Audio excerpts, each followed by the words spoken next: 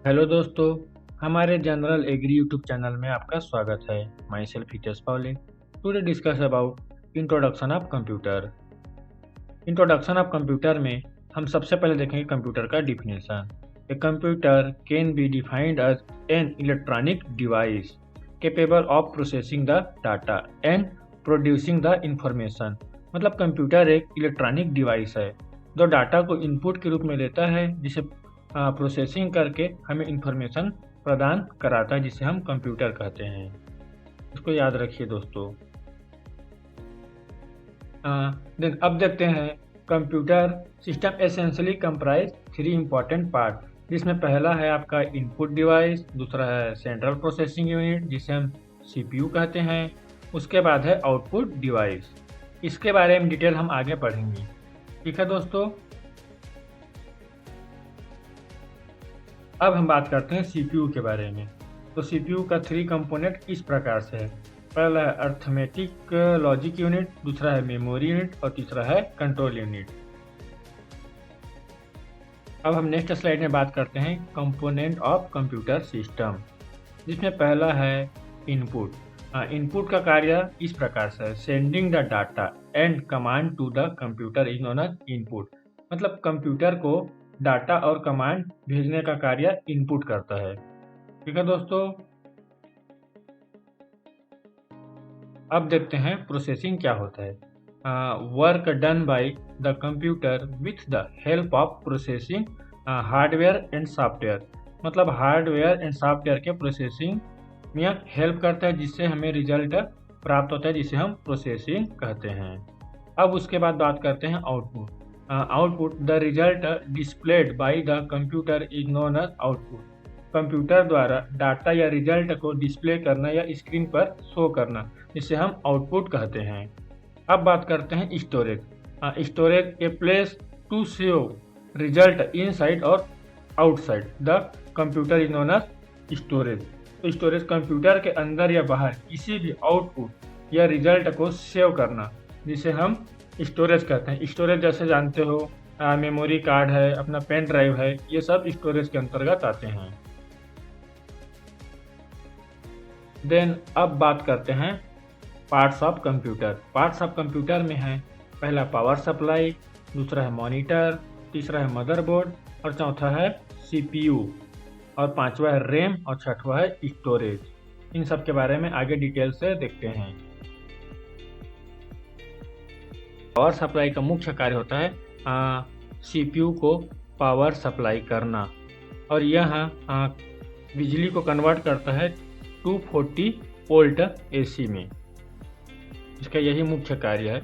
इसका डायग्राम कुछ इस प्रकार से है। अब देखते हैं monitor, commonly known as screen. अब देखते हैं मदरबोर्ड।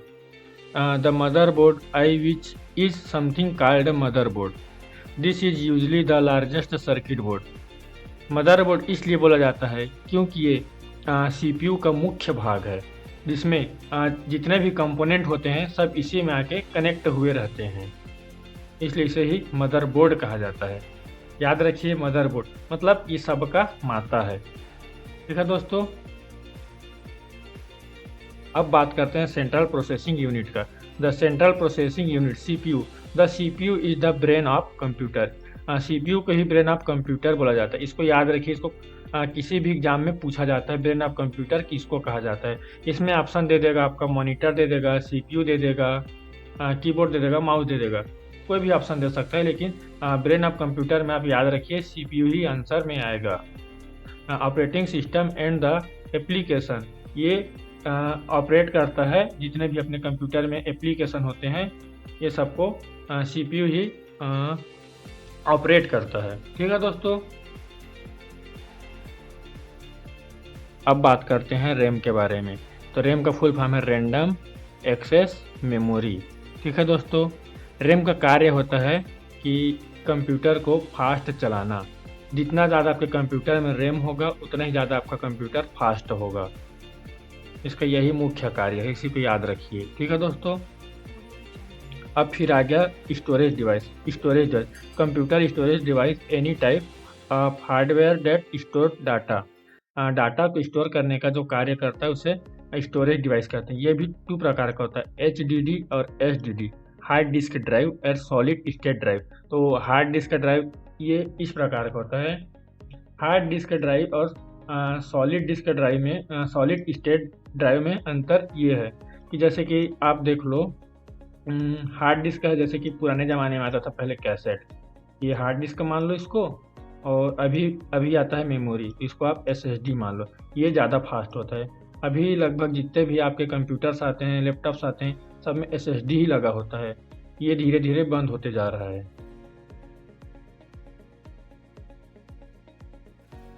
अब बात करते हैं इनपुट डिवाइस के बारे में। इनपुट डिवाइस मतलब जिससे हमें डाटा प्राप्त होता है, जिससे पहला है कीबोर्ड, दूसरा है माउस, तीसरा है जॉयस्टिक जिससे गेम खेलते हैं, चौथा है माइक, और उसके बाद है pen, web camera, touch pad, touch screen और फिंगरप्रिंट।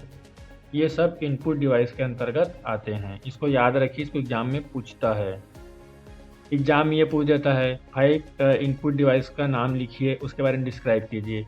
तो आपको इन सब के बारे में तो पता ही होगा, डिस्क्राइब कर ही सकते हो, यू आर एग्रीकल्चरिस्ट। ठीक है दोस्तों। देन अब बात करते हैं आउटपुट डिवाइस, जिससे हमें आउटपुट प्राप्त होता है। इसमें सबसे पहले आएगा आपका मॉनिटर, इसमें हमें डाटा शो होता है। प्रिंटर जिससे हम फोटो प्राप्त करते हैं। स्पीकर जिससे हमें साउंड प्राप्त होती है। प्लोटर होता है जिससे फ्लेक्स बनता है। प्रोजेक्टर ये भी एक स्क्रीन है। हेडफोन जिससे हम म्यूजिक सुनते हैं। ये सब आउटपुट डिवाइस के अंतर्गत आते हैं, इसको भी याद रखिए। एग्जाम में इसको भी पूछता है 5 आउटपुट डिवाइस का नाम बताइए, उसके बारे में डिस्क्राइब कीजिए। ये सब के बारे में आपको लिखना होगा। ठीक है दोस्तों, अब लगभग हमारा फर्स्ट टॉपिक कंप्लीट। धन्यवाद दोस्तों। अगर कुछ भी समझ ना आए तो कमेंट बॉक्स पे कमेंट कीजिए। कुछ भी डाउट हो, क्वेश्चन हो, कमेंट बॉक्स पे बताइए हमें। और हमारे चैनल को अधिक से अधिक शेयर कीजिए ताकि हम और आप लोगों के लिए अच्छा से अच्छा मेहनत कर सकें। वीडियो को लाइक कीजिए, सब्सक्राइब कीजिए और कमेंट कीजिए। धन्यवाद।